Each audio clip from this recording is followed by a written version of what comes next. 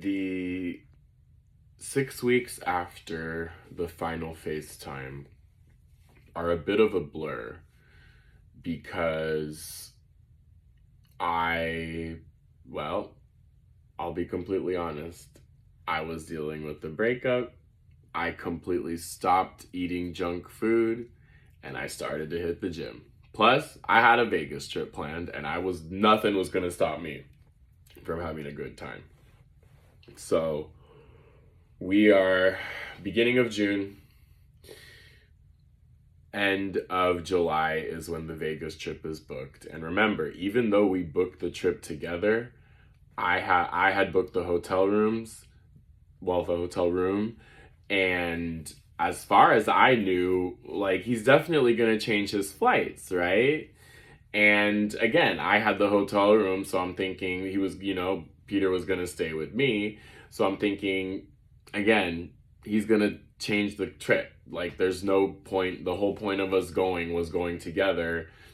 I'm gonna see the Mariah Carey concert. Peter's not really a fan. So I promise you, it was just gym, grind, prepare for this trip. And there was never any moment where I had like the breakdown, the tears. I never sat and listened to the sad music. Like, I know how this sounds, but I promise you, like, by the time June 10th came for the final FaceTime, I had already had a 10-day preparation time, right? And I 100 million percent credit everything that I did during the group hike and meditation with the queers in the Presidio with giving me the strength necessary to make it through these next 2 months. So I promise you, right? Like, it's my belated birthday trip. It's grind, gonna do everything I can to have a good time, because in my head I'm thinking I gotta get work done so I can earn this trip, right? Here's the other thing, is that, like I mentioned before, the day that I was planning to fly out also would have been Pokey's 21st birthday. That was intentional, right? Like, obviously that's kind of how I planned it, because Pokey had already passed away by the time I booked this vacation. But that just kind of gives you a little bit of kind of the mindset that I was in. Nothing was going to stop me from enjoying this trip. My cat, this was kind of my way of remembering her. I also should add, let me throw in there, that dealing with this breakup and the way that it came just cleared up my vision so clearly. Just really, really just made things so apparent to me that I know, telling the story, that there were so many red flags along the way, but it really did take Peter treating me, like, doing this disrespectful of a thing for me to finally realize, like, wow, this is absolutely not somebody that I want to spend any kind of time with. I'm shocked that I, like, laid with this person, that I laid next to this person. I'm absolutely floored that I referred to this person as the love of my life. And this breakup and the way that it was handled helped me get over Pokey. Like, it was a distraction enough to where I was no longer, best way to describe it, was no longer distracted by what I was feeling from losing my cat. So, which is one of the hardest things that I've had to go through in my life, and that happened while this was going on. So, that brings us to the morning of June 30th, 2024. So, June 30th, Pokey's 21st birthday. No, sorry, July 30th, Pokey's 21st birthday. July 31st, Mariah Carey concert. August 1st, fly out of Vegas, right? Quick 2-day trip to Vegas. And like I've already said, this trip was like kind of emotional for me. Like, I've been wanting to see Mariah since I was a little boy. Mariah was a huge part and played a huge part in my experience and me coming out. This was one of the few artists who I was exposed to just because of how huge she was.